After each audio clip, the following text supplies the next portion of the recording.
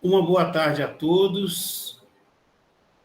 Agradeço a presença de vocês depois de um longo período, mas peço desculpas que a agenda esse semestre está um pouco complicada para todos nós. Mas o que eu quero compartilhar com vocês que já foi enviado para vocês o cronograma das próximas aulas. O Everton encaminhou para vocês, então nós vamos seguir esse cronograma certinho, de forma a conseguir atingir 60 horas aula para vocês, tá? O curso vai ser de 60 horas. E, no final, vou solicitar à Pró-Reitoria de Extensão o certificado para vocês, tá? Vai ser emitido pela Pró-Reitoria de Extensão, tendo em vista, né, que vocês são alunos que estão aí participando do curso, né? Que é um curso do projeto Pesquisa Quantitativa, Capacitação em Ferramentas Básicas dos Métodos Estatísticos de Análise para Tratamento de Dados em Pesquisa na área de Gestão de Empresas em Teófilo Otoni e região, desde já agradecendo à Pró-Reitoria de Extensão e Cultura da Universidade Federal dos Vales do Jequitinhonha e Mucuri pelo apoio ao projeto. E dizer para vocês que hoje nós vamos iniciar o conteúdo 5 e depois o conteúdo 6. Se o conteúdo 5 nós conseguimos terminá-lo num prazo mais rápido, o conteúdo 6 ele tem uma parte, digamos assim, também mais, digamos, tem teoria, mas tem prática junto. Vamos dizer assim, para poder explicar sobre algumas questões, igual no conteúdo 5, eu já deixei aqui aberto o SPSS para a gente poder conversar. E à medida que eu for falando do conteúdo, eu quero intercalar e também dialogar com vocês a respeito de alguns elementos ou algum conceito que venha a fazer parte aqui da nossa aula. Então, no conteúdo 5, nós vamos, embora seja interessante, e eu sei que alguns podem ter uma certa dificuldade, mas não podemos deixar de falar que, para que possamos utilizar bem, né, a estatística, a pesquisa quantitativa, é interessante a gente ter uma ideia do que é ciência empírica e conhecemos também que a ciência empírica ela tem uma certa comparação com a matemática. Por quê? Porque nós estamos, como diz o nosso Galileu Galilei, né, mensurar o que é mensurável, né, e tornar mensurável o que não é. Então, na verdade, nós estamos utilizando de números para dar características a objetos, para poder analisar de forma quantitativa. Então, vamos falar um pouquinho sobre matemática e ciência empírica, a base axiomática da medida, né? Ou seja, quando falar para você de axioma, lembre-se sempre que axiomática ou axioma tem a ver com princípio evidente por si mesmo, ou seja, ele é verdadeiro, né, por si mesmo. Aí, dentro dessa base axiomática da medida, vamos falar sobre axiomias da medida, né? Também, ou seja, esse princípio evidente por si mesmo, ele é verdadeiro por si mesmo, né? Essa que é a ideia, depois eu vou explicar para vocês durante a nossa fala. Vamos comentar algumas reflexões sobre a ação de medir, né?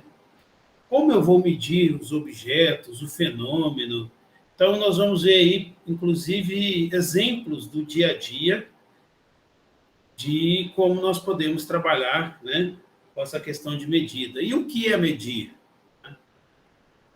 Mas, em alguns momentos, essa medida nos torna, digamos assim, um conceito que nós já falamos anteriormente, em algumas aulas anteriores, que é a variável.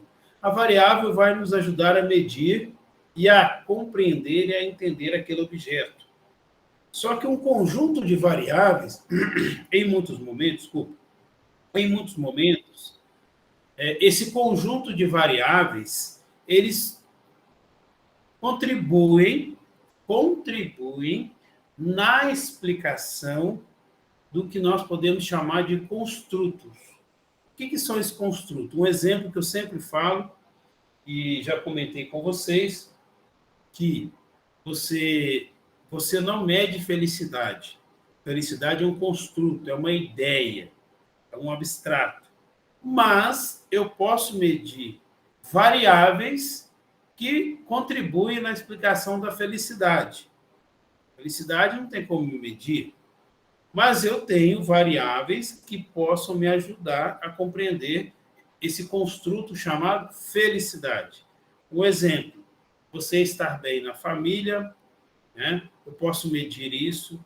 Feliz com o trabalho, certo? Feliz com o seu futuro. Então, são um exemplo de 3 variáveis que contribuiriam ou podem contribuir, porque a gente não tem certeza, a gente sabe que na ciência empírica nós relativizamos, nós não temos aquela certeza absoluta como a matemática tem, daqui a pouco nós vamos falar sobre isso, mas nós temos o quê? Uma ideia, uma tendência de que aquelas variáveis que eu selecionei para o meu estudo, elas vão contribuir na compreensão de um construto. E, por fim, nós vamos falar das etapas fundamentais para a construção de uma escala e também, no final, nós vamos ver que essa escala precisa ter confiabilidade interna. E aí eu vou fazer para vocês, no SPSS, uma que a gente chama de confiabilidade interna, que é medida por que nós chamamos de alfa de Cronbach. É com R mesmo, alfa de Cronbach. Mas depois eu vou mostrar para vocês. São termos que talvez para vocês não sejam comuns, mas, de certa forma, é interessante vocês terem a oportunidade de saber que existe. Então, uma escala que eu venho a criar, uma escala tipo Likert, como eu vou mostrar para vocês, como grau de concordância com uma frase, ela também pode passar por um processo de análise e verificação se aquela escala que eu criei, ela tem confiabilidade interna, se ela é confiável. Tá bom? Então, vou agora à apresentação do slide, tá? Vou colocar a tela inteira aqui, tá bom? E aí, se por um acaso entrar mais alguém aqui no curso, eu paro aqui e retomo a aula.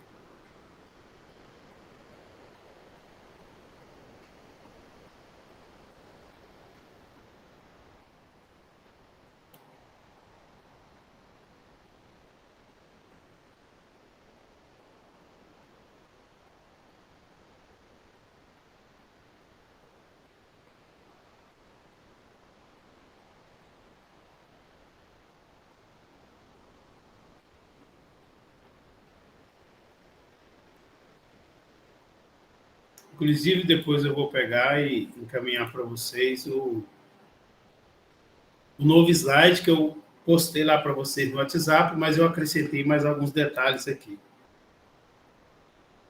Cassandra, estão conseguindo ver o slide que eu estou apresentando, Cassandra? Estamos sim. Perfeito. Já coloquei o título aqui. Estão vendo? Beleza? Sim. Obrigado, Cassandra. Então, vamos lá.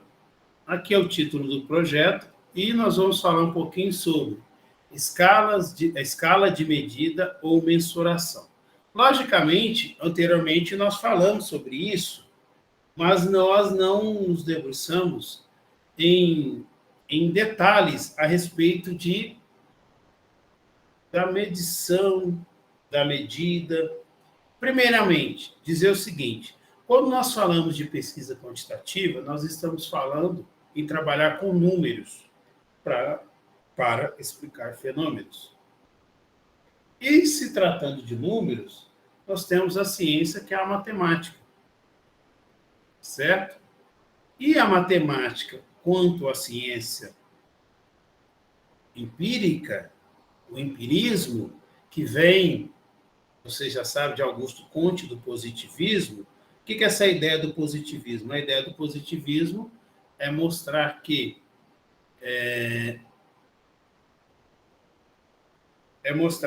nas ciências naturais nós conseguimos utilizar, por exemplo, deixa eu só pegar um negócio aqui. Nós conseguimos, dentro da ciência empírica, de utilizar de números para poder compreender fenômenos. Então, o que é a matemática ciência empírica? Para nós consideramos que são sistemas teóricos, embora distintos, tanto, né, sistemas, como a gente fala, teóricos, são teorias que tentam explicar algo, ou sistemas de conhecimento. Mas que a matemática com a ciência empírica tem suas diferenças, por quê? Ela tem seus objetos e metodologias próprias. E nós vamos ver essa comparação, observar essa comparação entre a matemática e a ciência empírica. Para nós, enquanto pesquisadores, ou que vamos fazer uma pesquisa, seja para a empresa, seja com a gerência, nós temos que entender que nós trabalhamos muito mais com a chamada ciência empírica. O que é a ciência empírica? Eu tenho como base uma teoria, e dessa teoria eu vou fazer uma aplicabilidade ou levantamento de campo. E nesse levantamento de campo, eu vou utilizar, por exemplo, de um questionário estruturado, e aí, a partir desse questionário, eu posso fazer inferências, deduções. O que é inferir? É deduzir pelo raciocínio, certo? Então, eu vou tentar compreender aquele fenômeno a partir daquilo que eu tive como levantamento de dados, a partir de uma análise, tratamento e depois interpretação desses dados. E aqui é só fazendo a comparação para vocês entenderem o que nós estamos falando aqui dos sistemas teóricos ou sistemas de conhecimento. Por exemplo, qual que é o objeto da ciência empírica que nos interessa? São os fenômenos naturais, certo? Na matemática já é o símbolo numérico, que vocês conhecem muito bem. Eu vou chamar lá do algoritmo, por exemplo, somatório. A média é o quê? Somatório, certo? De n números, certo? Dividido pelo somatório dos números, ou seja, da quantidade de números, é somatório dos números dividido pela quantidade. Essa é a média. Qual que é o símbolo numérico? Aquele ezinho. A matemática nos mostra isso. Na ciência empírica, nós queremos estudar os fenômenos naturais. Qual que é a atitude, né? Por que é empírica? Porque eu quero, a partir daquilo que eu fiz a leitura, a partir do meu conhecimento, eu quero compreender esse fenômeno de forma empírica, a partir de um levantamento de campo, uma análise desses dados, certo? Uma análise de um banco de dados também.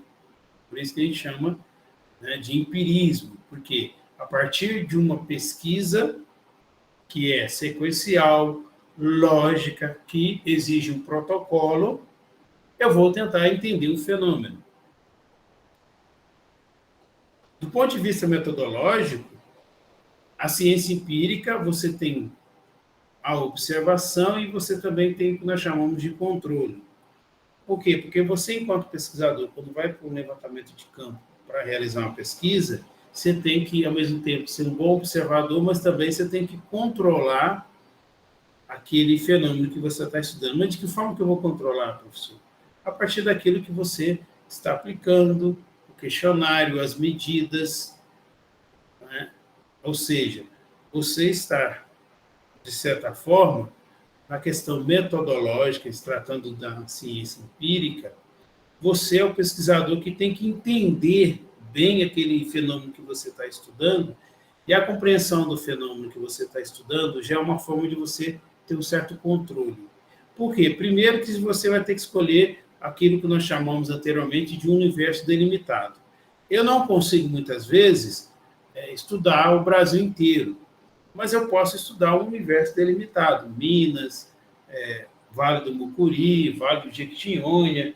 Por quê? Porque eu tenho uma ideia, ou seja, não é nenhuma ideia. O meu objetivo, ele me leva, de acordo com a literatura, com aquilo que eu pesquisei, eu compreendo que aquele universo do Vale do Mucuri já seria um bom universo delimitado para que eu possa estudar o meu tema, certo? Até porque, muitas vezes, o que nos leva a estudar determinado campo, locus de pesquisa, que é aquele universo que você está estudando, o local, que chama de locus de pesquisa, em muitos momentos, o que nos leva a escolher, muitas vezes, é por intuição, por gostar. Por exemplo, eu quero fazer minha pesquisa das empresas do Vale do Mucuri.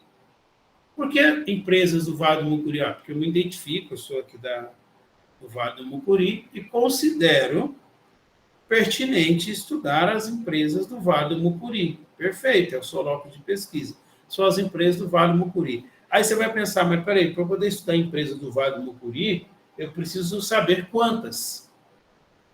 Aí vem uma questão que a gente precisa observar também, é que, dependendo do universo que você delimita, estou explicando para vocês aqui as empresas do Vale do Mucuri, você pode pensar o seguinte, aonde eu vou encontrar essa informação? Aí você tem que pensar, qual órgão no Brasil ou na minha região que trabalhe com as empresas do Vale do Mucuri? Eu posso pensar primeiramente, vou pensar no sindicato de comércio. Sim, mas o sindicato de comércio ele é por cidade. Então já não dá certo. Tem que pensar em outra alternativa. Poxa, quem estuda Vale do Mucuri e que tem uma abrangência maior é o SEBRAE. Por exemplo, para micro e pequena empresa. Então, o SEBRAE seria um órgão interessante se eu quero estudar sobre, por exemplo, a característica da nossa região, que é a maioria de micro e pequenas empresas. Está vendo que você delimitou por quê? Porque você pensou o seguinte, que tipo de empresa seria? Não pode ser grande empresa, que não é característica aqui da nossa região.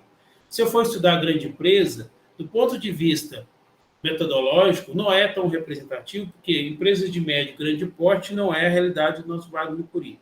Mas, eu, enquanto pesquisador, eu fiz a opção pelas empresas, micro e pequenas empresas do Vale do Mucuri, tendo em vista que os dados apontam, não sou eu, não é o professor Edmilson, não é a Cassandra, não é o Gabriel, é os dados. Os dados estão me levando a inferir que nós temos aqui aproximadamente 85% das empresas são categorizadas, classificadas como micro e pequenas empresas.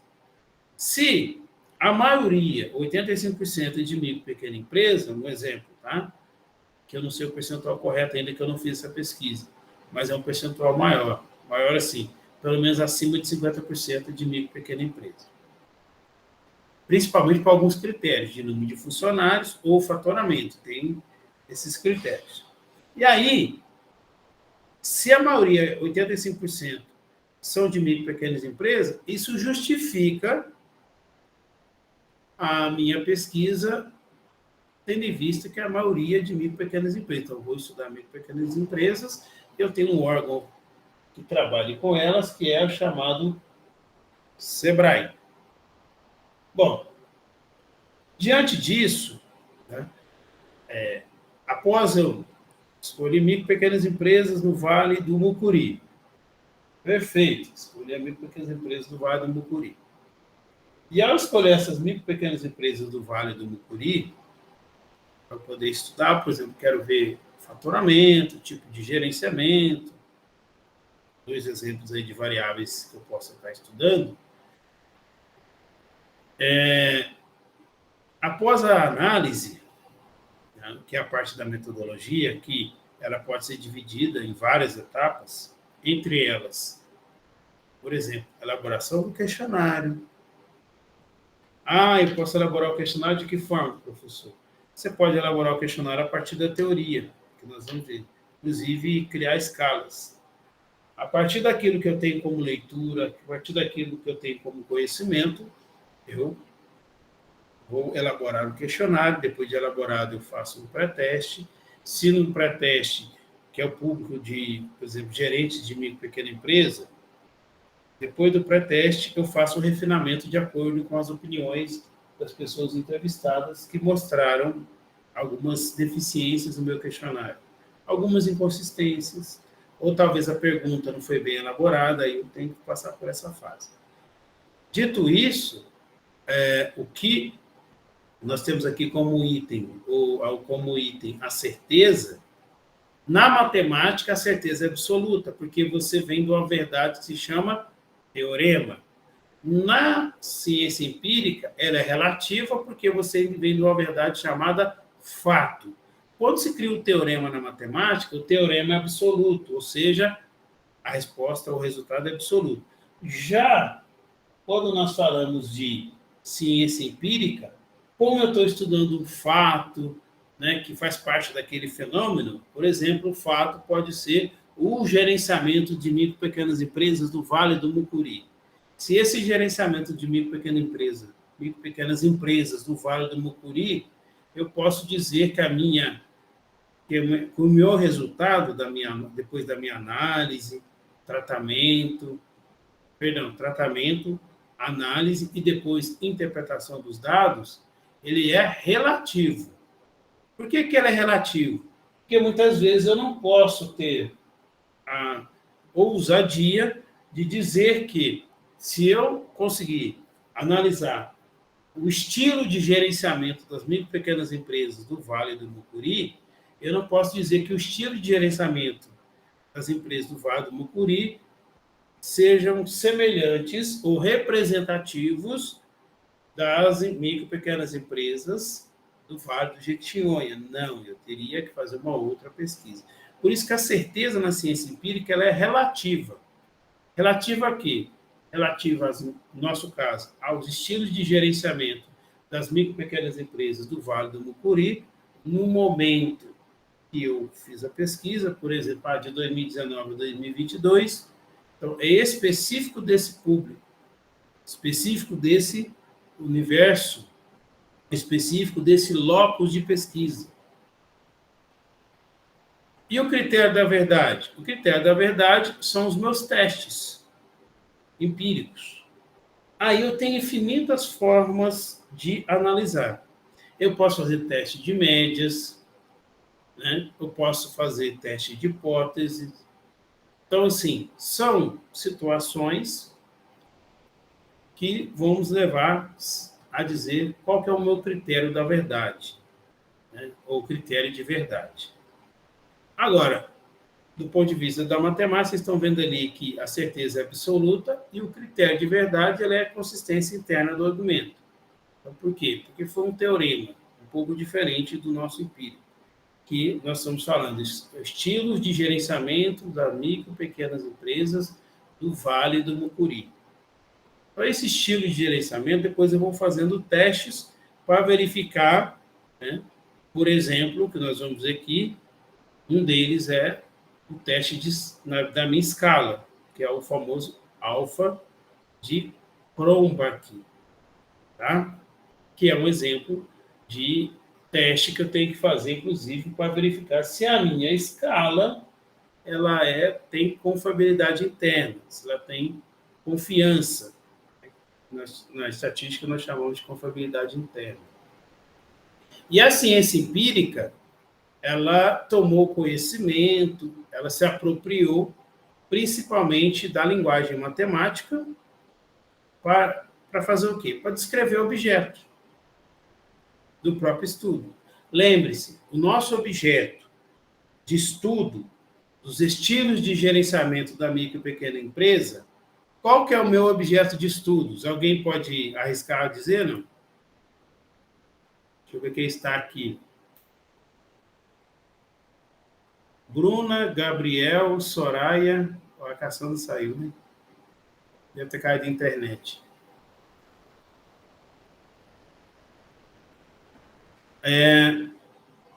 Quando nós estamos falando, que eu estou falando para você, estilos de gerenciamento de micro e pequenas empresas do Vale do Mucuri. Qual que é o meu objeto de estudo? Quem que eu estou estudando? Alguém sabe ou não?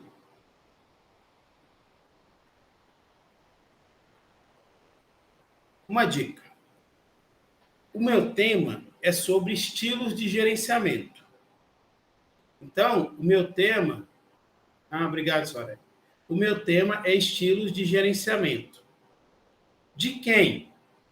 Esse é meu objeto de estudo.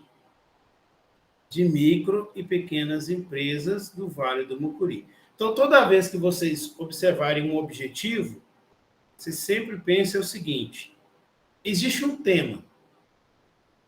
Dentro desse tema, existe alguém que vai me explicar esse tema. Esse alguém, ou esse objeto, esse algo, né, que não é alguém, né? Esse algo é o meu objeto. Logicamente, quando nós estamos falando de micro e pequenas empresas, eu não vou entrevistar a empresa, eu vou entrevistar pessoas da empresa, ou que representam essa empresa, seja o gerente ou o dono. Aí sim é alguém. Mas, do ponto de vista da pesquisa, quando eu falei para vocês analisar os estilos de gerenciamento das micro e pequenas empresas do Vale do Mucuri. Então, o meu tema é estilos de gerenciamento. O meu objeto são as micro e pequenas empresas. Não é o estilo de gerenciamento de universidades, não. É o estilo de gerenciamento de micro e pequenas empresas do Vale do Mucuri. Então, o meu locus e o meu objeto de estudo são as micro e pequenas empresas do Vale do Mucuri, e o meu tema sobre qual é o estilo de gerenciamento dessas empresas. A minha pergunta norteadora do trabalho poderia ser: qual ou quais ou os estilos de gerenciamento praticados pela micro e pequenas empresas do Vale do Mucuri? Entenderam agora? Então, tem que pensar assim: qual que é o meu tema? Estilo de gerenciamento. Qual que é o meu objeto de estudo? As micro e pequenas empresas do Vale do Mucuri. Então, como eu quero analisar os estilos de gerenciamento da micro e pequenas empresas do Vale do Mucuri, então, estilo de gerenciamento é o tema e o objeto de estudo são as micro e pequenas empresas que, né, não respondem, mas tem alguém que responda por elas. O gerente, o proprietário, o sócio. Beleza? E aí, continuando aqui na apresentação,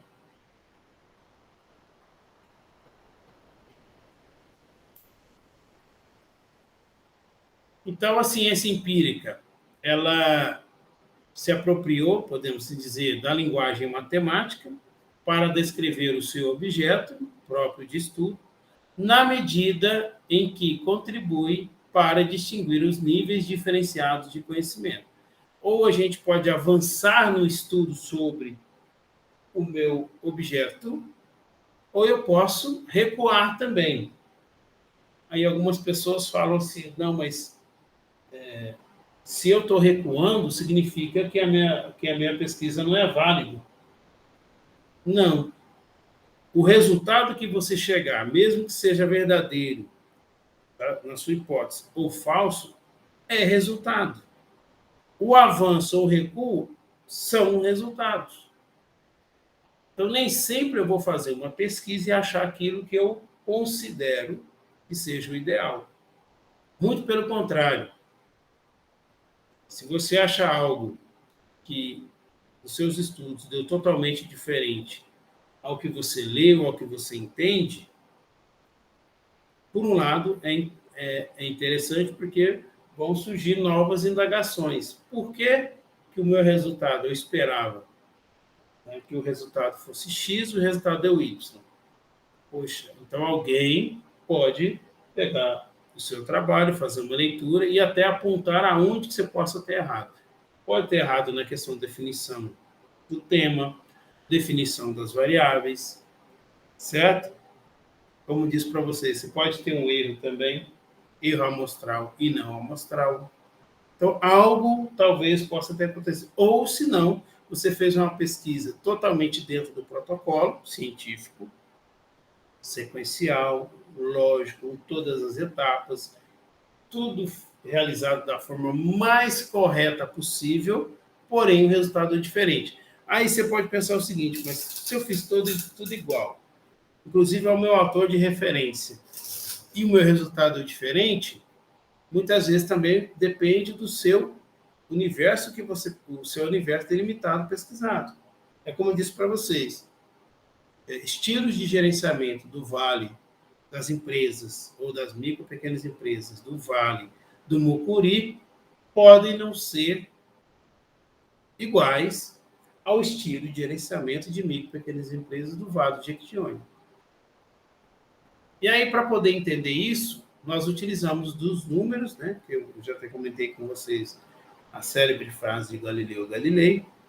Então, nós usamos o número para descrever esses fenômenos, certo? E esses números, nós chamamos que esses números constituem o objeto da teoria da medida, certo? Então, nós vamos falar um pouquinho sobre isso, sobre essa teoria da medida. Não é a pesquisa quantitativa, a estatística, ela também tem seus pressupostos, tem as suas premissas, tem a sua base. E é isso que nós vamos falar um pouquinho. Primeiro, nós temos que ter uma ideia do que nós chamamos do teorema da representação, ou seja, representar com os números, né, objetos da matemática, as propriedades dos fenômenos naturais. Isso é um teorema. Eu quero, na verdade, representar, por meio de números, algumas propriedades do fenômeno que eu estou estudando. Um exemplo, a altura do indivíduo. A altura do indivíduo eu posso representar por números, que está representando uma propriedade do indivíduo, que é a altura. Nós vamos falar um pouquinho sobre isso. Então, a altura do indivíduo é uma propriedade. E o número dessa altura é o número que está representando essa variável chamada altura. Certo? Então, o nosso objeto, fenômenos naturais, é o nosso objeto de estudo, né? O objeto da nossa ciência, e os números vão representar essas propriedades desse fenômeno que eu estou estudando. Qual que é o fenômeno que eu disse para vocês? Estilo de gerenciamento. De quem? De micro e pequenas empresas do Vale do Mucuri. E esse teorema da representação, né, nós falamos que é justificável a expressão dos fenômenos naturais através dos números. É justificável? Sim. Por que é justificável, né? Por quê? Porque nesta expressão, vocês estão vendo aí, ou seja, nos números, nós devemos preservar tanto as propriedades estruturais dos números, quanto as características próprias dos atributos dos fenômenos empíricos. Que atributos são esses? Podemos trocar atributos por propriedades. Propriedades dos fenômenos empíricos. Que propriedades são essas? Como eu disse para vocês, a altura pode ser uma, a temperatura pode ser outra. Tá? E aí nós vamos para essa base axiomática, ou seja, princípio evidente por si mesmo da medida. Primeiro, a medida ela te dá uma ideia de identidade, certo? E essa identidade, ela define esse conceito que nós chamamos de igualdade, ou seja, o número é idêntico a si mesmo e somente a si mesmo. O número é idêntico a si mesmo e somente a si mesmo. Essa propriedade apresenta três expressões, né, três postulados, três axiomas, né, que são aceitos, muitas vezes não provados, que expressam essa relação igual. Aí nós estamos aqui na reflexividade. A é igual a A, ou seja, A é diferente de B. Certo? A igual a A são números idênticos. A diferente de B são diferentes. Na simetria, ou seja, se A é igual a B, então B é igual a A. Isso é simétrico. Essa ideia de transitividade. Se A é igual a B e B é igual a C, significa que A é igual a C. Ou seja, duas coisas iguais a uma terceira são iguais entre si. Vejam, A é igual a B e B é igual a C. Consequentemente, A é igual a C. Essa aqui é a ideia quando nós falamos da transitividade. Então, primeiro tem uma questão dos números, ou a base axiomática da medida é dizer o seguinte: primeiro, a medida ela tem uma identidade. Segundo, ela tem uma ordem, certo? E essa ordem é uma propriedade que se baseia na desigualdade de números, dos números. Todo número é diferente do outro. Sim, um é diferente do dois é diferente do outro. Essa desigualdade não é somente de qualidade, mas também em termos de magnitude. Isto é, o número não é somente diferente do outro, mas é um maior que o outro. Por exemplo, 4 é maior que 5. Ou, na estatística, nem sempre 4 é menor do que 5. Nem sempre na estatística nós falamos que 4 sempre vai ser menor do que 5. Por quê? Porque tudo depende da referência. Nós falamos, tudo é relativo. Tá? Tudo depende especificamente da referência. E essa referência é que vai nos dar um norte, tá? Se aquilo é verdadeiro ou falso. Tá? E essa igualdade, né? Nós chamamos aqui essa igualdade, ou seja, pode ser um sinal que a gente chama de não igual ou maior que. Na questão da ordem, nós temos a ideia da simetria, transitividade e conectividade. A simetria, vocês estão vendo aí, se A é maior do que B, então B é menor do que A. Perfeito? Se A é maior do que B, então B é menor do que A. Beleza. A ordem dos termos não podem ser invertida. A transitividade é que, se A é maior que B e B é maior que C, então A é maior que C. E a conectividade, certo? Ou A é maior que B, ou B é maior que A. Então, nós temos aí duas características que nós falamos, da identidade da medida, da ordem, da aditividade. Aditividade nada mais é que, né, que você pode somar os números. Ou seja, podem ser concatenados de modo que a soma de dois números, né, excetuando o zero, porque um número maior que zero é ele mesmo, produz um outro número diferente deles próprios. Isto é, as quatro operações. Né? Ou seja, a soma de dois números sempre vai ser diferente dos números originais. 6 mais 4 são 10. 10, né? Ou seja, 6 mais 4 são 10. Mas o 10 é diferente do 6 e o 10 é diferente do 4. Aí nós temos dois axiomas que se destacam. A comutatividade, a associatividade. Comutatividade é o seguinte: se A é maior que B, igual B maior que A. A mais B é igual a B mais A. Ou seja, o que é comum. A ordem dos termos não altera o resultado. Não sei se você já viu lá na época que você estava estudando lá na escola, dizia isso mesmo. Alguns até brincam, né? Que a ordem dos tratores não altera, né, o terreno. Mas, na verdade, essa ideia veio aqui da comutatividade, ou seja, a ordem dos fatores não altera o resultado.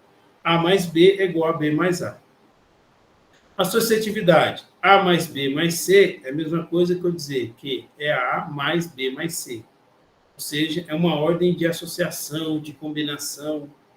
Sempre lembra, nós estamos falando da medida. A medida tem que ter identidade, a medida tem que ter ordem, né, como característica. Identidade, ordem, aditividade, que são elementos importantes aí. Então, identidade, ordem e aditividade. São três, né, axiomas aí, né, da medida. E agora nós vamos falar dos axiomas da medida. Ou seja, o que é isso? Né? Como a medida consiste na atribuição de números às propriedades das coisas, que propriedade das coisas? São os atributos, são as variáveis. Como eu disse para vocês, a altura do indivíduo é uma propriedade dele. Eu posso medir esse indivíduo a partir da altura. Posso mensurar as características desses indivíduos a partir da altura, que é a propriedade deles, o dele. Então, esse axioma, né, consiste na atribuição de números às propriedades das coisas segundo certas regras. Não é de qualquer jeito, tem que seguir regras. E essas regras devem garantir que as operações empíricas salvem os axiomas dos números. Então, nós temos dois tipos de escala: a escala razão e a escala nominal. O que é a escala razão e a escala nominal, né? A escala razão é o próprio número, certo? Segundo os autores, essa é rara, pois prevê que todos os axiomas foram salvos. A escala nominal, né, são somente, né, se somente os axiomas de identidade forem salvos, porque, eu não sei se vocês lembram, uma das características da variável nominal é te dar identidade. Não te dá ordem, tá? Mas a escala ordinal te proporciona identidade e ordem, a escala ordinal. Mas a nominal é mais a identidade. Pedro, João, Maria, Brasil, Estados Unidos, Alemanha, são, digamos assim, variáveis nominais, não métricas. Agora, a minha altura, o meu peso, é uma variável do tipo escala-razão. A minha altura é uma escala-razão, porque é um número propriamente dito. Certo? E essa escala nominal, né, ela não chega a ser medida, ela é representada, por exemplo, masculino e feminino, é representado por número de 1, 2 ou 0 e 1, depende. Mas geralmente a gente usa 1, 2, tá? Porque 0 e 1, porque o 0 dá a ideia de ausência. Por isso, quando você vai categorizar masculino e feminino, é melhor você colocar 1 e 2, tá? Tranquilo, gente? Beleza? Deixa eu ver quem está aqui. Beleza? Bruno, Gabriel, Soraya. Né? Tranquilo? Beleza. Vou só avançar mais um pouquinho aqui, daqui a pouco a gente dá um intervalinho. Tá? Para vocês. E para mim também, né? Vamos agora ter algumas reflexões sobre a ação de medir, né? Às vezes as pessoas a gente fica um pouco receoso com essa questão, né, de trabalhar com números, mas o interessante de você trabalhar com números é que, nós já falamos até anteriormente, né, que é mais fácil eu mentir sem a estatística do que com ela. Né? É mais fácil eu mentir com a estatística do que sem ela. Por quê? Porque, às vezes, eu consigo mostrar tão fundamentado o meu argumento em números que as pessoas acreditam em virtude da utilização dos números. Um pouco diferente se eu for para o lado mais qualitativo.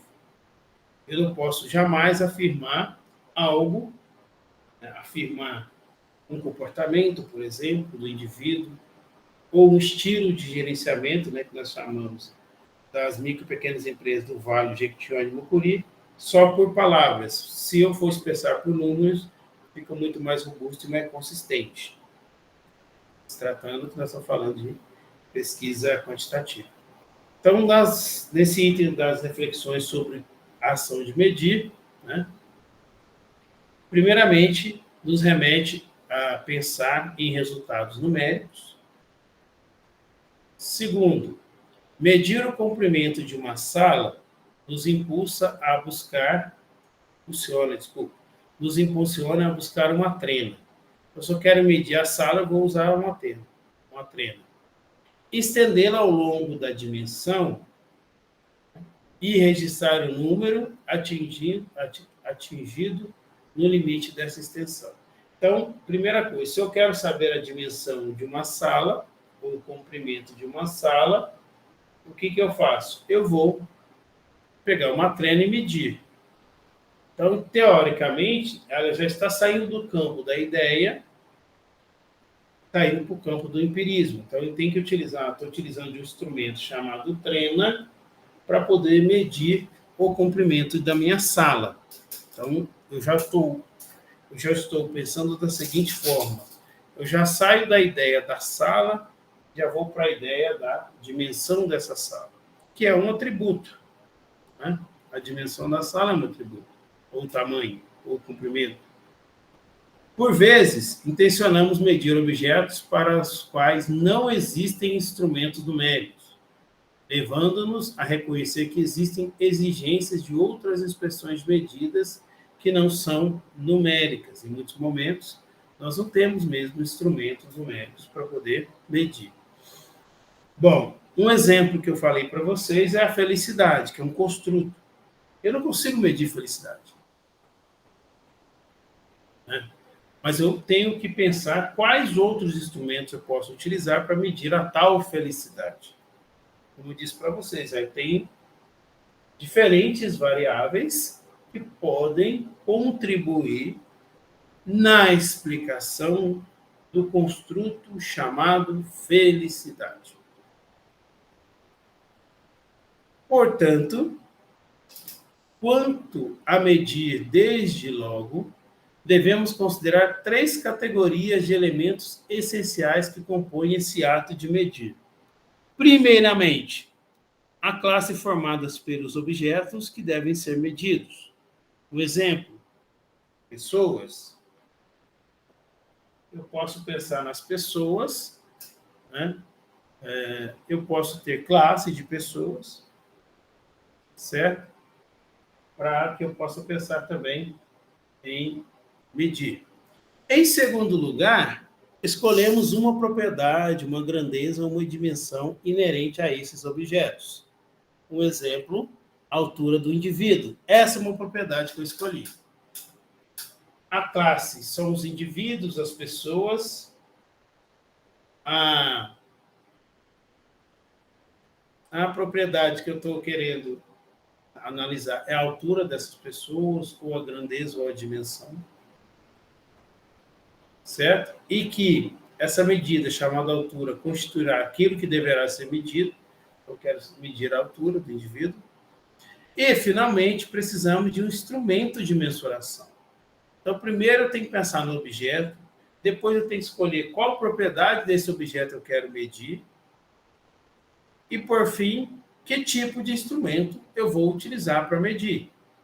Então, primeiro o objeto, segundo a propriedade, terceiro o instrumento. Então, são 3 palavras interessantes aí quando a gente fala de medir. Primeiro, eu tenho que saber qual que é o meu objeto. Um exemplo, podem ser as pessoas, objeto de estudo. Depois, eu tenho que escolher a propriedade desse objeto, uma propriedade que eu quero medir desse objeto, que são as pessoas. Eu falei para vocês, por exemplo, a altura. E, por fim, que tipo de instrumento eu vou utilizar. Por exemplo, como é que eu vou medir a altura? Olha, gente, eu tenho um medidor de altura. É o instrumento que eu vou utilizar. Perfeito? Dúvidas, comentários? São 14 horas e 3 minutos.